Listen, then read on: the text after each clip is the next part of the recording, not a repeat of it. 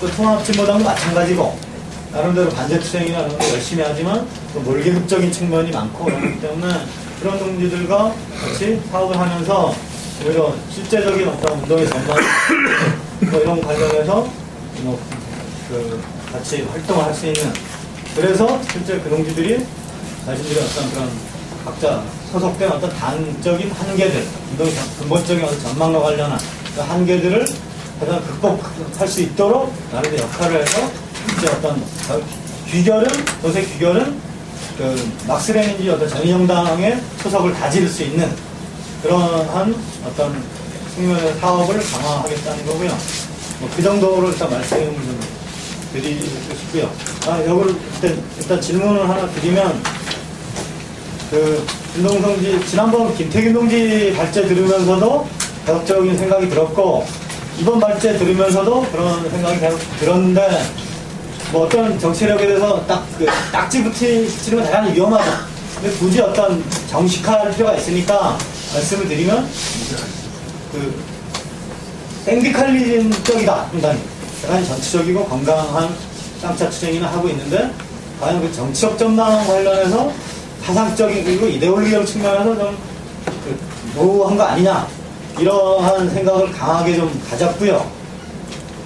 그다음 예를 들어서 그 사노이에서 이렇게 강령 논쟁의 사노이의 어떤 상층의 어떤 강령 논쟁, 계급 투쟁과 결합되지 않는 그런 강령 논쟁을 좀 비판적으로 문제 제기하시고 나오셨다는 건 아는데 그래서 실천 투쟁을 통한 그런 어떤 그 사회주의정당 건설을 말씀하시는데 저는 현재 어떤 사노이로 대변된 그런 강령 논쟁이 현실의 계급 투쟁과 밀접하게 결합하지 못한 한계가 있다 하더라도 강령을 버리고 현장의 투쟁 이런 것이 아니라 오히려 현장 투쟁과 어떤 사상적 강령 투쟁 이런 것들을 긴밀하게 그럴수록 강화시켜야 되는 거 아니냐 이런 생각이 들어서요. 그 부분에 대해서 좀 나름 비판적으로 보고 있는데 어떻게 생각하시는지 거기서 질문을 좀 드리고 싶고요. 그다음 신인철 동지에 대해서는 그 지금 실제 나름대로 물질적인 흐름을 가지고 움직이고 계시잖아요.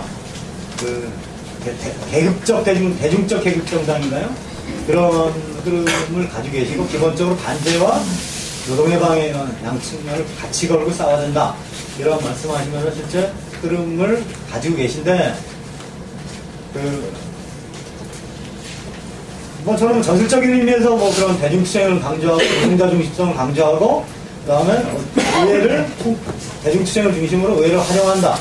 그다음에 사회 변혁적 전망을 갖는다. 일반적으로 동의할 수 있는데 구체적인 어떤 그것을 그 자체를 전략적으로 생각하고 계시는 건지 왜냐하면 예를 들어서 대중이 중심이 되는 조합원이 중심이 되는 당을 말씀드렸는데 저는 전위정당 노선을 그 말씀드렸는데 사실은 대중과 그 전위의 관계는 사실은 소위 그 지도한다 얘기하는데 지도하면서 지도를 받는 거고 사실 변증법적 관계인 건데 너무 이 대중 중심을 말씀하시면서 전위성 이런 부분에 대해서 그냥 대중으로 당이라는 건 계급의 일부인데 흡수에 들어가는 거 아니냐 이런 우려가 들거든요. 그런 부분에 대해서 구체적으로 진행하시는 어떤 그런 당이나 앞으로 전망이 어떠신 질문을 드리겠습니다.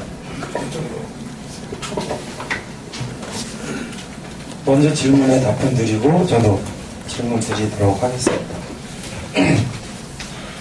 사실 저희 연구소나 관찰노동대학에서 전위에 대해서 고민을 별로 많이 하지 못하고 우리 노동대학 자체가 이제 전위 양성 기관이라보다는 활동가 양성을 목표로 하는 거고요. 근데 그러나 저희가 갖고 있는 문제의식은 있습니다. 뭐냐면은 일반적인 이제 뭐 전위에 대한 이론 말고 전위는 좀 자의만해서 되는 건 아니다라고 좀 생각을 좀 갖고 있고요. 저희가 갖고 있는 문제의식은 전위와 대중을 뭐 지도의 문제도 있고 하지만 전위와 대중을 알게 모르게 전위는 마치 그 대중과 다른 밖에 있는 존재로 되는 그런 경향성에 대해서는 반대한다는 문제의식을 갖고 있고요.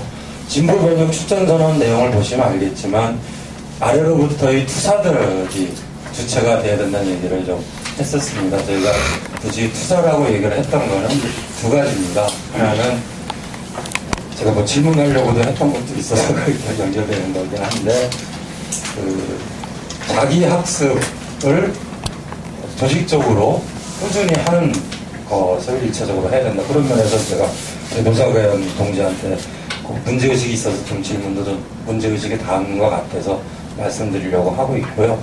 또 하나는 그 속에서 대중과 함께 대중 속에서 실천하는, 앞장서서 실천하는 그런 측면에서의 좀 투사로 얘기를 했습니다. 저게 저는 그 개념이 뭐 전위 개념일 수도 있고 아닐 수도 있고 그건 좀 더 토론을 할 수 있다고 생각하는데, 그래서 지금 저희가 얘기하고 있는 거는 말 그대로 그 대중적 계급 정당으로서 말씀을 좀 드리는 거고, 그 속에서 전위적인 인자들이 발굴되고 훈련돼야 된다. 근데 현재 저희가 보기로서 아직 그런 전위들이 없는 것 같다. 제가 아직 전위가 아니어서 뭐 그러면서 늘 수도 있을 것 같다. 그런 면에서 끊임없이 자기 학습과 실천에서 모범을 쏘고 대중 속에서 활동하는 투사들이 먼저 좀 주체가 되지 않겠냐라고 하는 문제의식이고요. 대중적 계급 정당 속에서 그런 투사들이 광범위하게 현장에서 현장 투쟁, 일상적인 정치 투쟁을 조직하고 훈련되지 되지 않겠냐라는 문제의식입니다. 질문을 좀 드리면요. 김동수 동지한테 총파 말고 또 다른 방향과 전술에 대해서 좀 아까 질문도 나와서 덧붙여서 말씀을 좀 드리고요. 조사관 김용균 동지한테는 마지막 14페이지에 현재의 주체의식을 어떻게 해야 하나 하면서 첫째, 사상이론적 탐구와 모색, 토론과 논쟁. 그래서 되게 의식의 발전, 그 다음에 학습하는 이런 좀 문제의식을 말씀을 하셨는데, 이거를 단순히 문제의식이냐, 아니면 이걸 어떻게 좀 구체적으로 실현할 것인지에 대한 문제는 어떠한지 좀 질문을 좀 드렸으면 하고요. 아까 좀 전에 백철 동지한테 질문하려고 했던 거는 전위정당의 얘기를 좀 하려고 했는데 질문을 하셔서, 그러니까 지금 29페이지에 하여튼 기본적인 전위정당 노선을 대안으로 하고 있다는 생각이 좀 드는데, 그렇다면 현재 프랙션이라고 말씀을 좀 하셨는데 개입 전술을 강화할 거다라고 말씀을 하신 것과 전위정당 노선과의 관계는 어떻게 설정하고 계신 건지 같이 좀 질문을 좀 드리겠습니다. 이상입니다. 네. 대략 김동수 동지가 가장 짧게 발언제하고 질문도 짧게 한 것을 감안해서인지 질문이 이쪽에 제일 많이 쏟아졌네요. 네. 다시 마이크 드리겠습니다.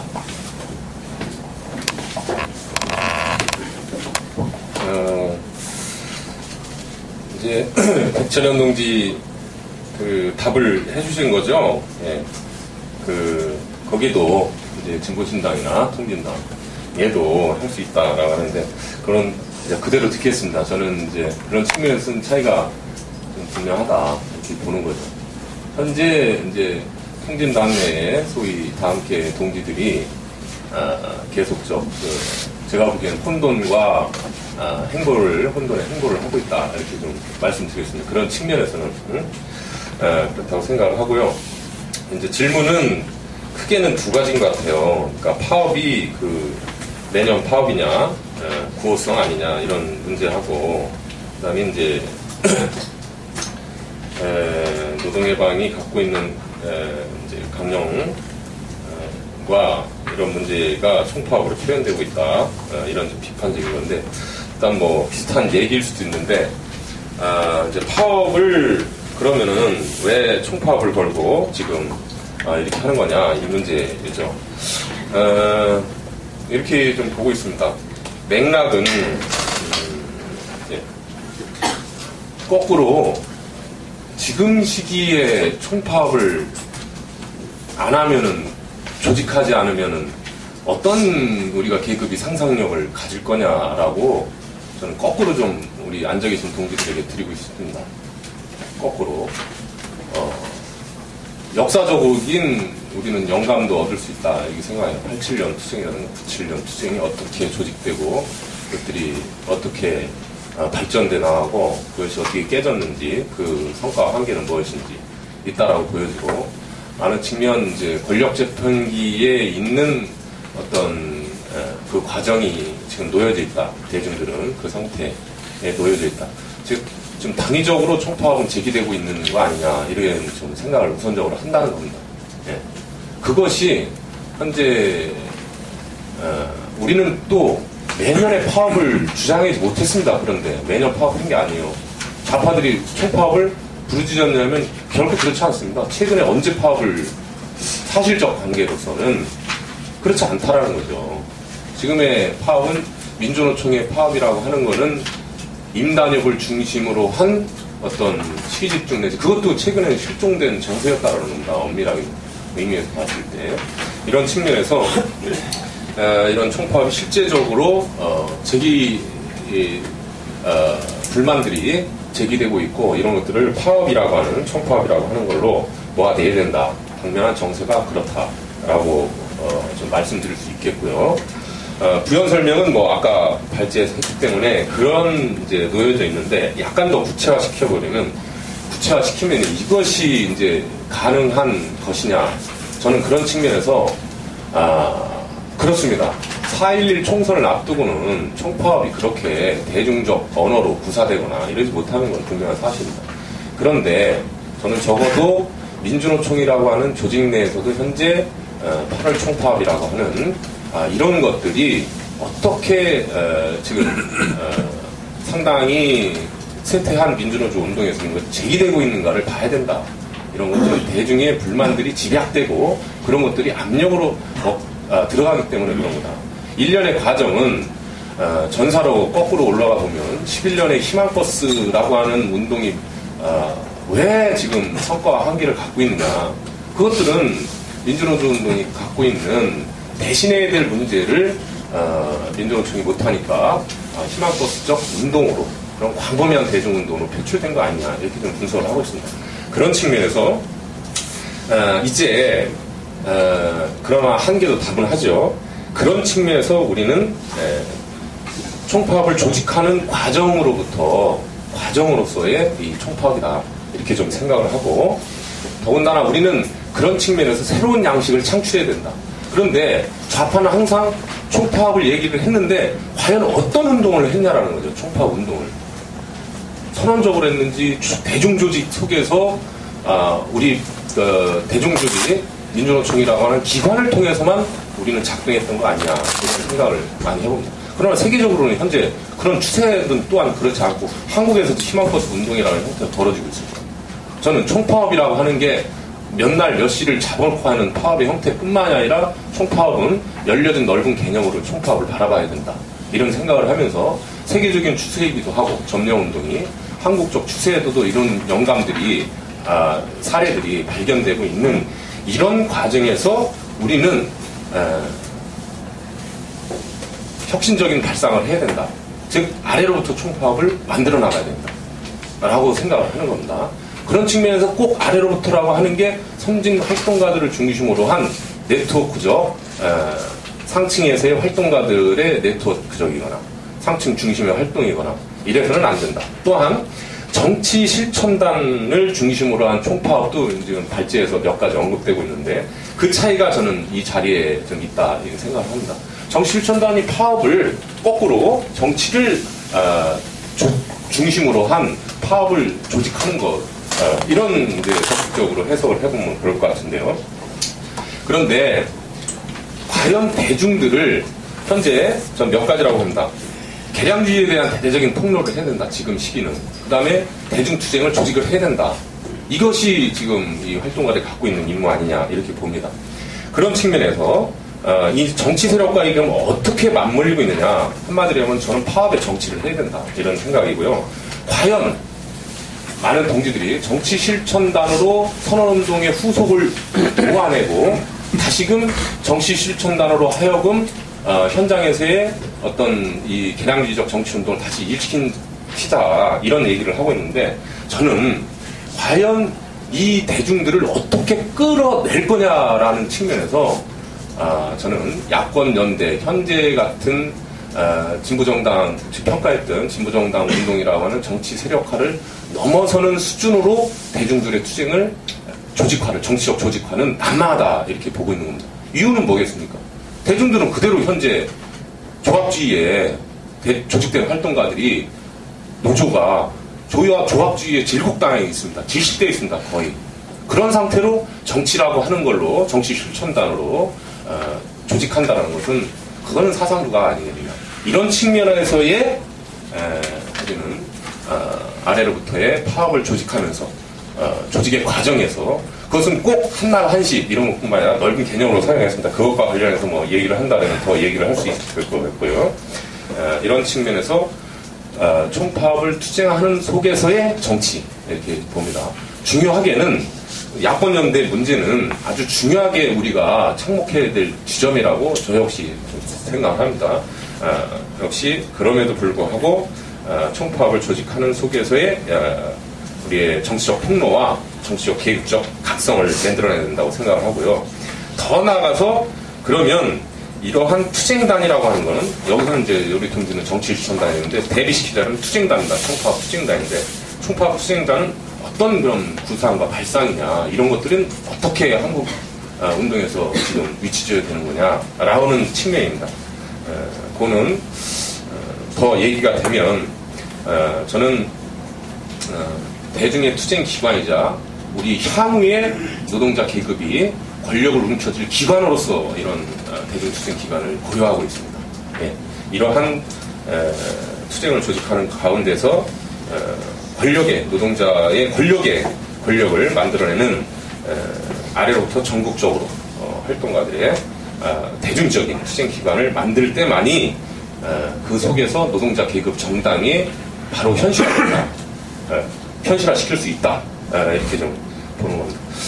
그 다음에 이제 산호인의 이제 강령 투쟁 이런 경과도 좀 말씀드렸는데 이거는 이렇게 좀 좌파는 이렇게 보는 겁니다. 발제에서도 그렇지만 무엇이 지금 정치 세력화와 정치적 조직화, 정당 건설을 못 나가고 있는 거냐, 발을 지금 진전을 못 시키고 있는 거냐 이렇게 봅니다. 저는 정치 방침에 따른 전술 구사라고 봅니다. 지금 좌파가 착목해야 될 것. 예. 그 다음에 강령을 부정하는지 않습니다. 정치 조직과 관련해서. 그러나 어떻게 그 강령이 박제화된 강령이 아니고 향후에 이 세상을 바꿔내는 뚜렷한 지침으로서의 강령을 형성해 들어갈 거냐와 관련해서 제가 보기에는 현재는 정치 방침에 따른 전술적 구사에 지금까지 실패해왔다.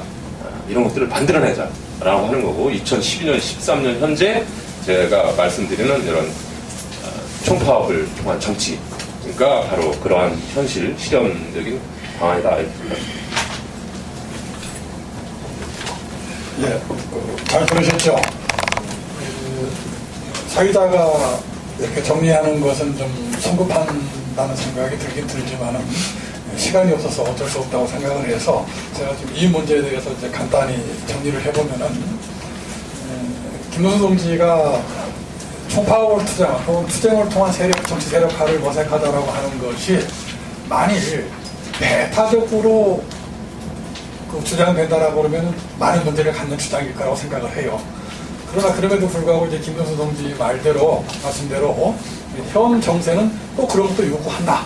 그래서 우리가 지금 그런 투쟁적이지 못한 것을 극복하고 타개하기 위한 그러한 그 정세의 필요로 주장되고 있다. 그러면은 아마 노동의 정치 세력화를 위해서 충분한 것은 아니지만은 그래서 굉장히 중시해야 될 측면이다라고 생각할 수 있는 거 아니겠어요? 그럼 그렇게 그 정리를 하고 이 쟁점은 넘어갔으면 하는데 괜찮겠죠? 아니에요? 한 번만 잠깐요. 그러면 답변이 안 되면 예. 이쪽부터 얘기 듣고요. 예. 저 질문을 해주신 거죠? 예, 감사합니다. 예, 아까 막 29분 했다고 하는데 사실은 막 쫓기듯이 뭐 얘기했는지 모르겠어요, 사실. 어쨌든 얘기할 기회를 줘가지고 감사한데요. 어떤 질문과 관련해서 답변을 먼저 드리면 제가, 예. 저는 그 87년 그 축구팀 한 20명 만들어가지고 그거 가지고 노동조합도 안 만들고 파업하고 막 그랬던 사람이에요. 예, 그의 산물입니다, 사실은. 그런 상황에서 노동운동에서 쭉 지내보다 보니까 철도에 있지만 철도의 간부들이 혹은 다른 데도 마찬가지예요. 둘러보면 실제 지도력, 현장 지도력들 있죠. 간부들이고 선진활동가, 선진노동자죠. 이런 부분들이 전망이 이거 어떻게 하면 고용을 지킬 것인가, 그 한장 내에서 움직이고 그거 가지고는 절대 못 움직여. 지금 운동의 위기가 결국 선진노동자들의 위기다 저는 생각해요. 다른 말로는 활동가들의 위기다 이 생각해요. 왜냐하면 그렇게 투쟁을 통해서 배출된 수많은 그 노동자들이 있는데 앞에 서 있는 선진 노동자들이 있는데 이 부분의 대다수가 어디 전망이 없다는 거죠. 운동의 전망, 노동자망의 전망 이게 없어요. 대체로 다 없어요. 어디 있냐? 어떻게 하면 이걸 이겨가지고 고용을 지킬 것이냐? 아니면 어떻게 비중기 정규직 할 거냐? 경제주의적인 그야말로 한정된 전망이 있다 보니까 그런 요구에 있으면서 사실은 그러니까 대립하고 만나고 대면하는 것은 국가 권력이 되거든요. 너무 힘들어요. 전망이 힘들어요. 그래서 무너지는 거죠. 그래서 노동조합도 무너지고 있고요. 총파업 하자는데 못하는 이유가요. 현장 권력이, 현장 노동자, 선진 노동자 간부들이 그러한 전망 속에 이 파업이 가지는 의미를 체화시키지 못하고 있는 거예요. 그러니까 신명을 가지고 조합원들에게 선동하고 선전하고 교육하고 안 되는 거죠. 오히려 지침대로 되는 거 아니라는 거예요. 뻥카밖에 안 되는 거죠. 그래서 모든 위기는 그 선진 노동자 혹은 간부 혹은 활동가들이 변혁적 전망을 가지고 있으면 지금의 이러한 투쟁이 어떤 의미를 갖는지 이 투쟁 속에서 대중을 대대적으로 어떻게 하면 의식을 자본에 포섭되는 이러한 의식들을 벗겨내는 활동들을 해내면서 투사로 만들어 나가고 주체로 만들어가는 프로그램을 가동할 수 있는 것이 못하다. 그게 위기다라고 생각이 들고요. 그런 의미에서 저는 아까 질문하신 것이 정치사상적인 변혁적 전망에 관련한 이런 부분들에 대해서 이러한 노동자들이 학습하지 않으면 그 전망을 움켜쥐지 못할 뿐만 아니라 그러한 그 선진 노동자 혹은 전위 앞장서 있는 전위들이 하나의 구슬로 끼워서 올바른 한목적인 정치적 노선, 그다음에 이제 조직 노선 이런 전술 현실성을 구사할 수 있는 부심을 주체가 돼야 되는데 그런 주체를 만드는 것도 난망하다는 것이죠. 그래서 운동이 이렇게 퇴락한 측면이 거기에 있고 또 앞으로 나갈 수 있는 결절점이 그 지점에 있다는 것이죠. 그래서 그런 부분에 대해서 학습들을 사이버 노동대학도 그런 학습들이 여러 형태로 진행을 하고 해왔고 또 이제 노사과연도 아주 정열적으로 하고 있고 또 부산도 이걸 하고 있잖아요. 이런 것들이 그렇게 활동가들 혹은 선진 노동자들이 여러 가지 공부도 하고 역사적으로 진행되어 이러한 축적된 그 경험들 막스 레닌주의라고 얘기하고 쭉 하는데 막스든 레닌이든 혹은 20세기 사회주의 경험이든 이런 것들을 체득하고 교훈을 스스로 체화시켜 나가고 또 현실 구체적이고 특수한 조건 속에서 선전, 선동, 조직 일반을 사회주의 정치활동을 할 수 있는 주체가 되는 것. 그러한 사람들의 조직이 대중 속에 뿌리 박고 있는 대중 속에서 활동하는 그러한 선진 노동자들이 주체가 되는 전위적이고 대중적인 정당을 어떻게 만들어낼 거냐. 그럴 때만이 혁명적 정세 속에 파국에 주도할 수 있는 조건을 만들 수 있다라고 생각하는 게 발전의 핵심이기도 하고 그것이 핵심적인 과정이다라고 생각이 들어요. 그래서 또 한 측면만 말씀드리면 이런 데서 공부하는 거 말고도 노동조합의 각급 조직에 간부로 있거나 영향력이 있단 말이에요. 그런 선진 노동자들이 다 있어요. 그 사람들이 처져 있으면 대중이 처지고 그러는데 노동조합의 골간 체계에서 정책적으로 활동 어떻게 현장의 상기위원부터 대의원 또 지부장 등등해서 체계로 대공업적으로 그런 그 프로그램을 돌릴 수 있거든요. 방침을 정하기에 따라서 대공업적으로 돌릴 수 있는 영향력을 가지면 그런 데까지 가야 된다. 그걸 할 수 있는 주체 자체가 혼란에 빠져 있으므로 대중운동 자체가 대중들이 주체가 되는 또 변혁적인 그런 게 불가능하다고 생각해요. 그래서 그게 핵심적인 결정점이라고 생각해요. 그래서 어쨌든 그 어떻게 가능하게 할 거냐. 그래서 대중을 주체로 세워내는 또 주체들이 그러한 사상적인 혼란에 빠져 있어서는 도무지 희망이 없다. 그런 생각입니다.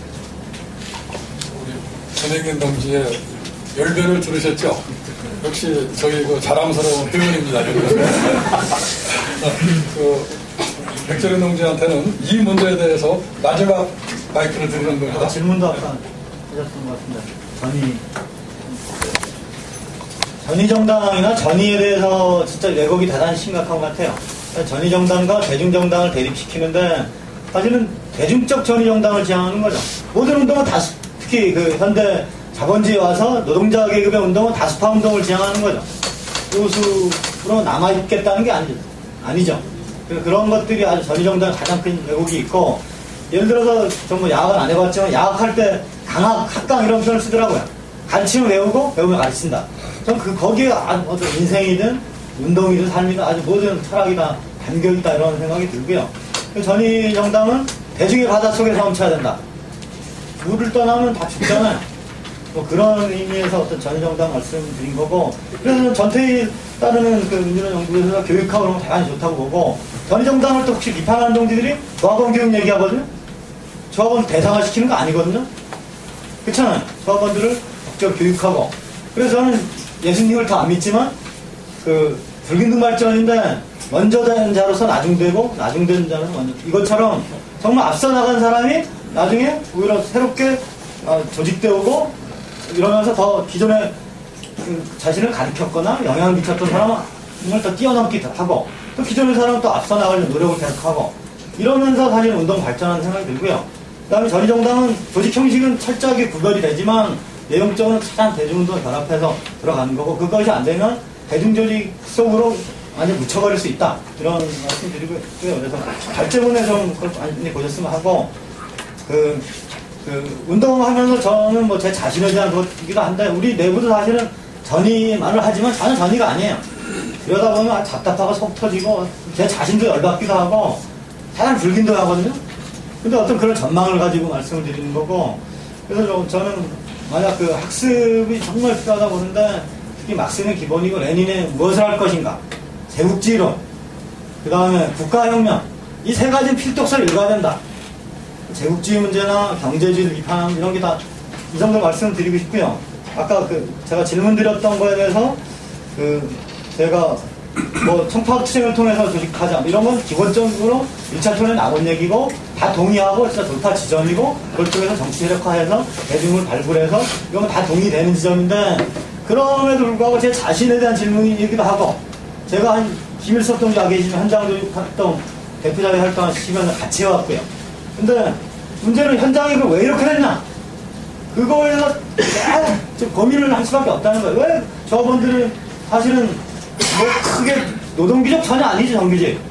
근데 뭐 특근도 하려고 하고 막 주식 뭐 그게 사로잡혀서 우리 사주로 빠져버리고 이러면 사실 현장이 대단히 망가졌잖아요. 그래서 저는 이런 질문을 던졌던 게, 과연 너희가 만들어 가려고 하는 세상이 어떤 세상이냐?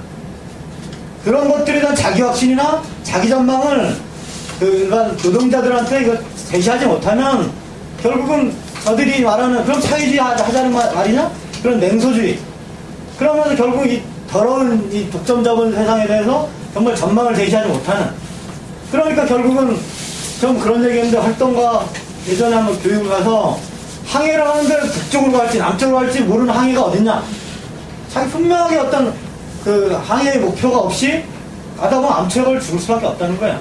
전 바로 나의 조직이기도 했고 우리 동지들의 조직이 했던 현장 조직 대표자회, 특히 뭐 민투이 욕하는데 전 민투이가 특별히 잘못했다고 보지 않아요.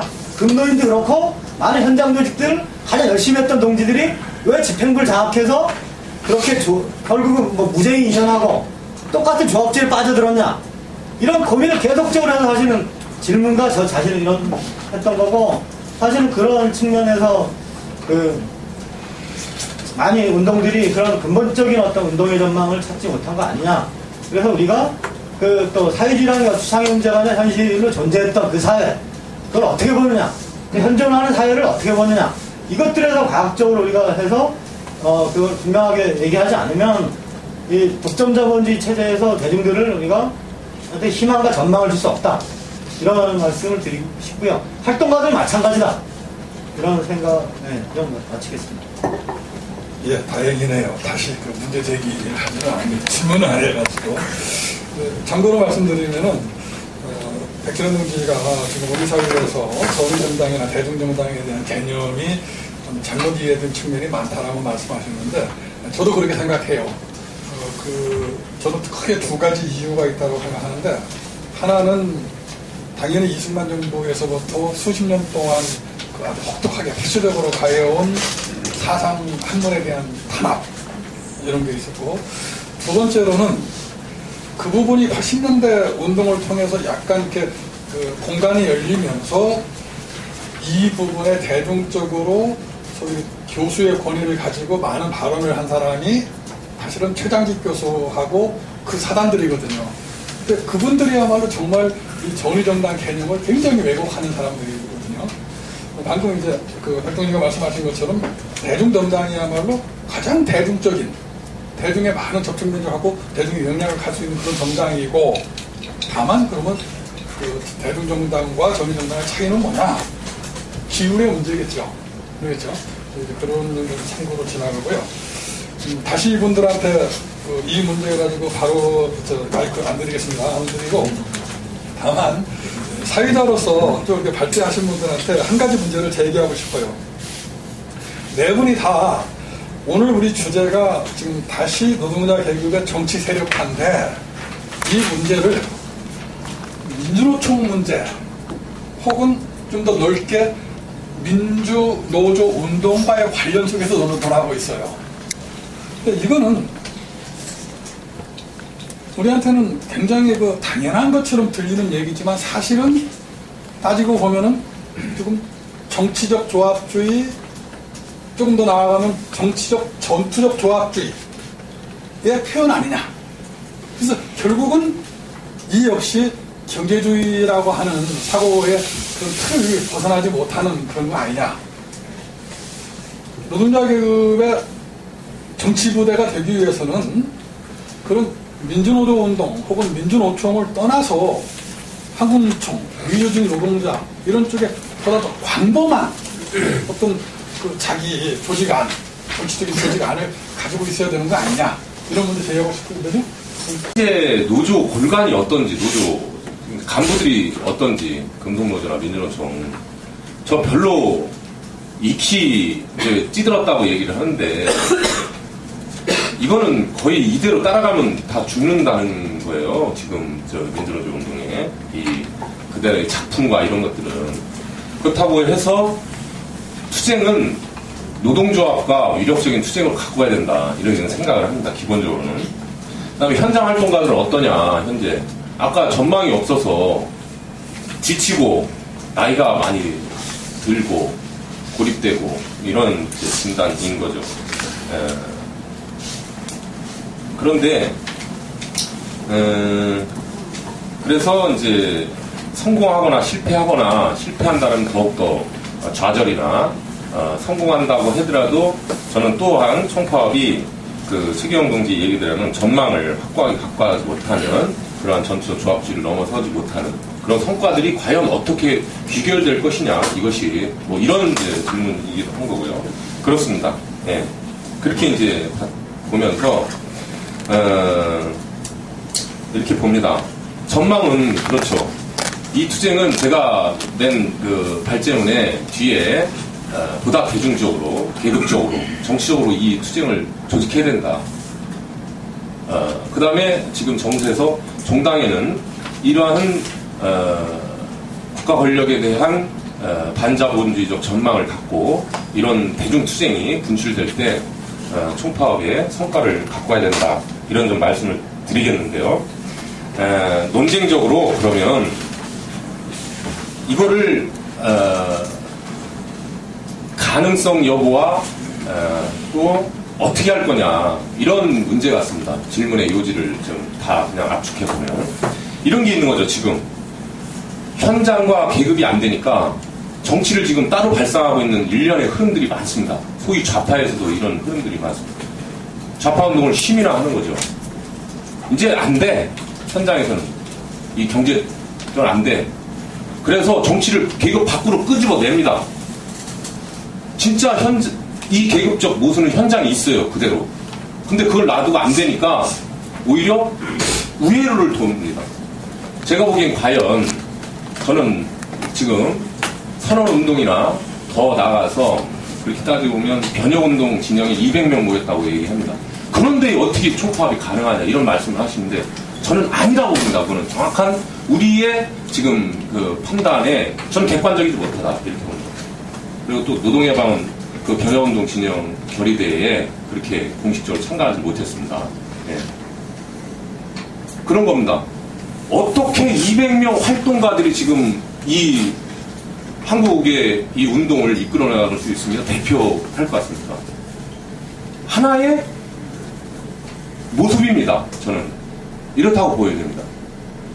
그런 측면에서 주목해야 될 거는 그런 것들이 아니라 주목해야 봐야 될 것은 현장을 이 총파업을 조직하는 과정에서 계급적으로 정치적으로 다시 조직을 해야 된다라고 봅니다. 일상투쟁으로 그렇게 조직을 해야 됩니다. 현장과 지역을 늘 전국화로. 그래서 우리는 많은 역사적 사례를 갖고 있습니다. 그런 거는 살펴봐야 될 것 같습니다. 그러나 불가능한 게 아니라 현장은 지금 제 경험으로는 무지 많은 불만과 이런 분출의 가능성이 있다 이렇게 생각합니다. 저는 비근한 예로 희망버스 운동과 쌍차의 이번 희망텐트 운동을 하면서 저는 개인적으로 이제 노동해방 같은 경우는 노동자 참가단 조직을 3차례 정도 해봤습니다. 이런 것들이 현장의 활동가들과 투쟁사업장들의 이 에너지와 또 미조직 노동자들의 그런 분출되지 못하는 이런 에너지들이 저는 상당히 녹아있다. 이런 속에서 이 운동은 조직화해 들어갈 때 그러한 총파업의 실현 가능성이 있다라고 하는데 이제 그러한 가능성과 관련해서는 저는 만약에 그게 여기서 가능하다 이렇게 얘기하는 것은 정말 그거는 아니라고 생각을 합니다. 그건 만들어 나가는 거라고 봅니다. 그건 어떻게 한 사람이 민주노총 위원장이 이렇게 하는 문제가 아니지 않습니까? 전국에서 모이신 여기 계신 동지들이 조직을 해나가야 된다고 봅니다. 전 투쟁사업장들이 치고 나가야 된다고 봅니다. 지금 한 200여 곳의 민주노총 소속의 투쟁사업장이 있다고 얘기를 합니다. 그런데 이 투쟁사업장들의 해고된 사람들은 이미 투쟁이 파괴된 사업장들의 투사들입니다. 그런데 지금 그 목소리와 에너지와 톤을 어떻게 그러면 높여야 될 것인가와 관련된 상상력을 만들어내야 된다고 봅니다. 저는 그러지 못하고 있다고 봅니다. 그러니까 지금 운동이 갖고 있는 이러한 틀을 과감하게 깨야 된다. 과감하게 깨야 된다. 이것이 바로 아내로부터의 총파업 투쟁이 아니겠느냐 생각을 하고요. 근데 다 함께 하고 비교하는 건 좀 기분이 좀 좋지 않은 게 왜냐하면 다 함께는 아주 대중주의적이거든요. 조수를 비판적 지지하고 김대중을 비판적 지지하고 그렇게 하면 뭐 누구든 다 비판적 지지 가다 보면 다 누구나 다 이렇게 할 수 있는 이런 아주 그런 활동에 상당히 문제가 많고요. 그다음에 그 통합진보당 국민참여당의 통합을 비판하다가 나름 열심히 싸웠죠. 통합되고 나니까 이제 대단히 보수화됐어요. 통진당을 어떻게 보면 방어하는 입장에 서서 이런 모습 봤고 그 다음에 그들의 근본적인 그 엔터리즘 노선을 그 한마디로 정리했던 말이 아마 예전에 한 오래전에 그쪽 대표 국제 담당석인가요? 그리고 최일궁 동지께서 글 쓰신 거 보니까 민주노동 아마 계속적으로 아마 상당 부분 자신의 어떤 양적 축적을 위해서 민주노동당에 있을 것 같은데 민주노동당이 지금 통합진보당이 됐겠죠. 완전 대중들한테 완전히 정말 막간벌로 노동자들한테 이렇게 되면 나오겠다. 그런 얘기를 예전에 비판한 적이 있었는데 죽어봐야 저승맛을 하냐. 이미 대중들이 그렇게 급진화돼서 통합진보당 깨고 나올 정도면 다음 게임은 대중들보다 뒤에 있는 거예요. 계속 우경적인 내부에서 활동을 하면서 통합진보당에 탄생해놓고 그러면 사람은 마치 예전에 뭐 무슨 신도스 이런 편도 있었는데 그런 식으로 많이 해놓고 그러면서 그런 식의 활동을 전혀 동의하지 못하고요. 그 정도 수준에서 좀 이해를 좀 했으면 좋을 것 같다 말씀드리고 하나는 뭐 아까 최상철 동지 질문하고도 연관되는 문제인데 그러면 통합진보당 그 질문에는 통합진보당은 더 이상 진보신당이 아니다. 진보정당이 이런 그 대중적인 고민을 하잖아요. 그런 사람들이 많잖아요. 합조 아까 그 최경동 합조주의로 전락됐고 뭐 이런 말씀하셨는데 그럼 저는 역으로 그럼 진보신당은 진보정당인가? 그 진보정당이 뭐냐? 그 진보성이 자칫한 그 주장의 반대는 저는 근본적 개량주의정당이라고 봐요. 사회 물론 그 결절점이라는 게 통진당하고 이렇게 한 건 있지만 그런 차별성은 있지만 민주노동당이 사회주의 강령을 삭제했다고 막 싸웠거든요. 사회주의 강령은 그냥 추상적인 수준에서밖에 없었어요. 그냥 인류의 그 개량주의도 얘기해. 인류의 가치로서는 사회주의는 좋다. 근데 현실적으로 경제강령이라고 보면 전혀 사회주의 강령이 없었던 거죠. 근데 마치 사회주의 강령을 삭제하니까 뭐 문제가 됐다. 뭐 이런 식의 어떤 운동 이런 것들을 비판하는 거고 예를 들어서 통합진보당은 더 이상 진보정당이 아니라는 게 현실에서 메타시티 반대운동 진영에서 딜레마가 빠질 수 있는 게 있다고 봐요. 지금 충북지역본부에서 그 통합진보당을 더 이상 지지 안 하고 진보신당을 지지 선언했거든요. 과연 그러면 저는 그것이 어떤 의미인가? 우리가 배타적 지지 반대가 여러 가지 있지만 우리 진보신당을 지지하려고 그런 거냐? 뭐 이런 질문을 던지고 싶고 그래서 뭐 아까 말씀드린 여러 가지 통합진보당의 여러 가지 문제점들 이런 것들은 대단히 포기하고 비판하고 싸워야 되는데 뭐 그런 지점에서 제가 역으로 그런 문제의식을 던진 거고요. 그 다음에 아까 국보법 반대 의문들도 사실 못하고 있죠. 그들의 의회주의 대중 눈치 때문에. 그래서 연평도 때 진보신당은 반복주의 공세 안 당하니까 자연스럽게 그 표결 반대표 던졌는데 국회에서 부탄 결의문 때. 근데 통합진보당이 그것을 기권했거든요. 물론 한편은 안타까운 게 있어요. 얼마나 진짜 많이 당해봤으면. 지금 뭐 동부연합 막 이런 걸 까는데 저는 그건 완전히 공안적 논리라고 보거든요. 뭐 그런 측면이 있고 그래서 어쨌든 그런 측면에서 반제자들도 못하는 그런 측면이 있는데 일반적인 수준에서 예를 들어서 뭐 평통사 같은 조직들은 통합진보당 내에도 있고 또 상대 독립적인 동지도 있는데 대단히 저는 모범이다.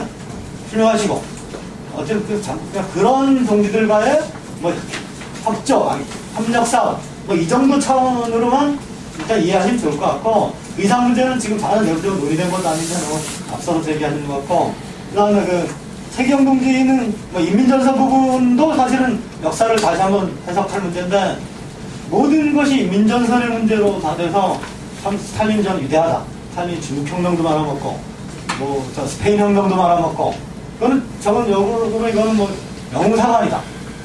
근데 사실 제가 그 인민전선에 대해서는 노사관련 이론지에 제가 기고한 거가 있으니까 다시 한번 역사를 보면서 토론을 했으면 좋을 것 같고요. 그 지금 사실은 제4인터 진영이라고 하는 이런 진영들 여러 가지 갈래가 있지만 그쪽 진영은 훨씬 더 저는 세련되고 기본적으로 같이 할 수 있는 부분이 많다고 봐요.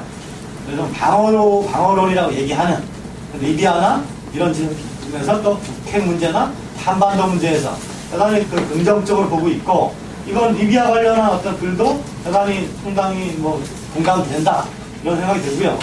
근데 다만 지금 그 국가자본주의에 대한 어떤 비판을 집중하는 거는 그 세력들이 대단히 나름대로 물질적 힘을 가지고 있고 헌신활동가들한테 심각한 영향을 미치고 있기 때문에 현실 사회주의에 대한 자의 청산주의적 흐름을 조장하고 있기 때문에 그런 어떤 물질적 흐름에 대해서 주되게 비판하고 투쟁하고 있는 거고요.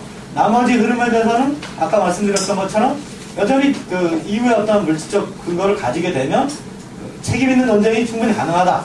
근데 저는 뭐 몇 번 아주 안 한 건 아니고 여러 번 했었고 필명이든 익명이든 뭐 웃으시고 계시는데 다 아시잖아요. 그거. 근데 뭐 딱 몇 가지 말씀드리면 그 소위 정통 트로츠키 진영이라고 하는 데서 저는 몇 가지 비판하고 싶은 게 있어요. 토론에 막 빗나갈까 봐 깊어질 것 같아 그런데 그 레닌의 단계론을 가지고 비판하면서 트로츠키는 이미 1905년도에 단계론이나 영구혁명론을 얘기했다. 얘기를 하는데 그러면 17년에는 레닌이 인구혁명론을 받아들였기 때문에 가입했다. 저는 뚜로츠키의 17년인가요? 그런 기회주의 활동이 그 단 하나의 그 매니를 아주 알르고는 그런 평가로 다 죽여버렸다. 자신의 평가. 진짜 자기 평가가 없다. 17년의 그런 기회주의 활동에는 다 이유가 있다. 노선적인, 사상적이든 뭐든. 너무 무책임하다는 거예요. 그런 지점이 하나 있고, 방어가 진짜 방어냐? 정치형, 파시오의 공세를 앞두고 있는데, 거기서 정치적으로는 경제적 토대는 방어하고 상징도 깬다. 국가나 당으로 이렇게 집중해서 전설을 치고 있는데, 그럼 저는 그게 현실에서는 전혀 방어가 아니다. 이런 말씀을 일단 드리고 싶고요. 어쨌든 그분 관련해서는 일단은 주된 세력과의 저는 여기 통일전선이 필요하다고 보거든요. 일단 기본 과학을 얘기할 진정하고는 일단은 가장 심각한 부분에서 논쟁하고, 그러고 나서 서로 세력을 물적 갖추면서 그때 본격적인 논쟁하고 책임 있는 현실 사회주의 문제에 대해서 얘기하자. 이런 말씀을 드리고 싶고요. 그 다음에 이선희 동지에 대해서는 선거 때문에 몽땅 망했다는 말씀은 안 드렸고요. 그렇다고 선거 기권하면 안 되는 거고, 김일성 동지 와 계시지만, 저 옛날에 죽서서 개적 따위 발언 때문에 아직까지 연받아 계신데, 그건 아니고, 그 내에서 기조에 있어서 상당 부분 약간 좀 비판적인 부분 얘기했지만, 오히려 현장주의 대표자 회의가 있었기 때문에, 당위는 없지만, 저는 당이 없다고 총파하고, 이거는 대기주의라고 보고요. 현장 조직 대표자 회의가 있었기 때문에 10여 년 동안 굵직한 투쟁을 하면서 전선을 펼쳐냈다. 그래서 지금까지도 덜 무너졌다. 그렇지 않아요. 계속 투쟁이 깨졌다 얘기하는데, 깨졌다는 거는 깨지면서도 계속 싸워왔다는 얘기예요. 근데 그 중심에 현장 대표자 회의가 98년도가 있었다. 이런 자신있게 말씀드리고 싶고, 모든 운동을 다 버리면 안 된다. 다만 현장 조직 대표자 회의가 그 근본적인 자기 전망의 한계에 빠지면서 민투위 말씀드렸는데, 사실 금속노 노무현이 그쪽 무죄히 해버리고, 근데 특별히 민투위나 금노임이 김성남 집행부가 특별히 좀 잘못돼서 그렇다고 보지 않아요. 워낙 대공장이고 나는 주요한 역할을 하기 때문에 그런 거. 그래서 전반적인 활동가들의 상태가 아닌가 이런 생각이 들고, 그런 측면에서 이후 전망을 얘기한다면 저는 전국적인 현장 조직 다시 꾸려졌으면 좋다. 한국 사회에 맞는 특수한 활동가 조직이니까. 다만 과거에 한계가 있으니까 오히려 정책 전망과 결합하는, 예전에 그 논쟁한 공장세포와 같이 가는 현장 조직 운동, 이런 제안을 했었거든요. 핵심 활동가의 자기 전망 갖고, 다만 거기는 특정 정파만 들어온 것이 아니라 기본 전투적인 동지를 다 포괄하는 그런 전망을 좀 제시를 하고 싶고요. 이 정도 마치겠습니다. 새로운동 본부가 민주노총의 정치 방식, 그러니까 통진당에 대한 배타적 지지 방침을 끌어올리려고 하는 부분에 대해서 제동을 걸고 대중적으로 문제제기를 했는 거죠. 그러니까 민주노총의 정치 방식과 통합진보당의 정치판에서, 그러니까 대중 변혁운동 세력이 전술도 없고 아무도 없는 조건에서 통합진보당의 반대라고 하면 뭐 하자는 건지 대중적 혼란이 있어요. 심각하죠. 그게 약간 충북본부, 강동본부 이런 데서는 그러면 진보신당을 제기하기 위해서 배타적 지지 반대인가 하는 문제가 모습이 발생하고요. 또 어떤 그 그룹들은 보이콧 후보를 내거나 후보를 못 내면 보이콧하자 이런 방침도 내고 그래요. 근데 그것이 저는 그런 생각이 듭니다. 그렇다면 그럼 진보신당은 일단 차치하고 통합진보당을 빼버리고, 그러면 이제 그 한나라당, 새누리당이든 민주당이 있는 거 있는데, 그러면 이제 이걸 반대하는 분들이 이걸 지지하자라고 하지는 틀림없이 않겠던데, 이게 이제 딜레마죠. 하나는 저는 이제 이렇게 봅니다. 우선은 지금 선거 시기에 선거 전술, 구체적으로 예를 들면 저것이 개인적으로 활동하는 현장 활동가 같으면 부담이 없어요.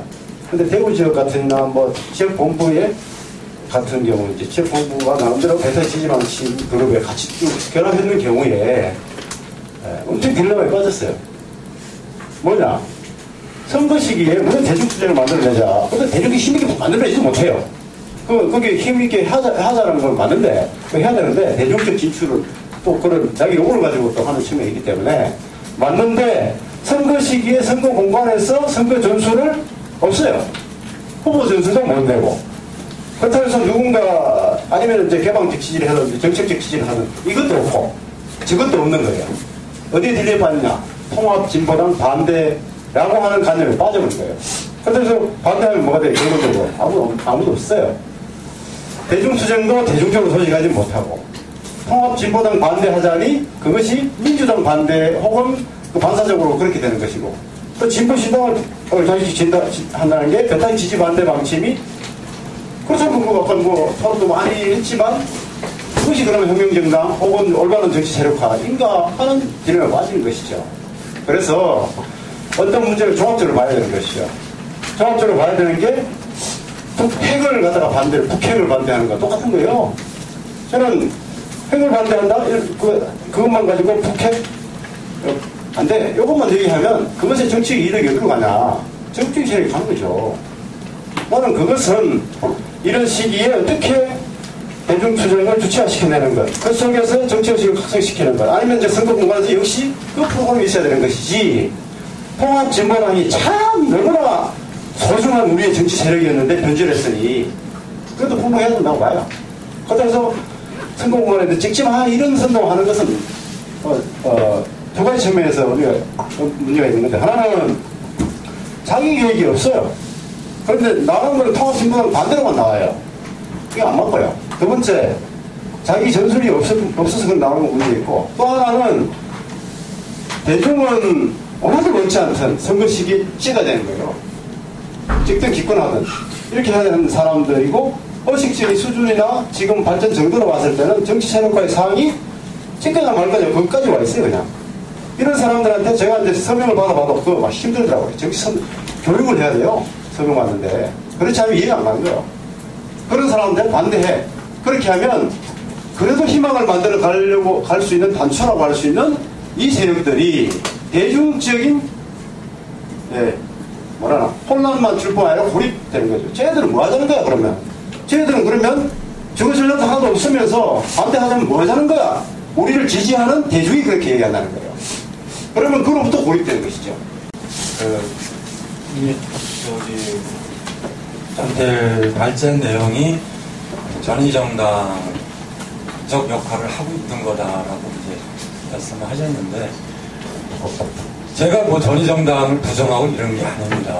제가 얘기하는 거는 오늘 2012년 전력과 전술 얘기를 하고 있는 속에서 저는 그건 확고합니다. 2012년에 전위정당 건설은 우리의 운동의 목표가 되느냐, 저 그렇게 생각하지 않는다는 말씀을 드린 겁니다. 아까 우리 최만 소장님께서 이제 정치세력과 얘기하면서 이제 민주노총만 대상으로 하냐 그 말씀하셔서 그 연동해서 좀 말씀을 좀 드리면요. 전위정당, 대주정당 얘기 잠깐 더 말씀을 드리면 산호의 동지 한 분한테 산호회가 전위적 대중정당, 대중적 전위정당 그랬는데 그게 도대체 뭐냐? 전위정당이냐 대중정당이냐?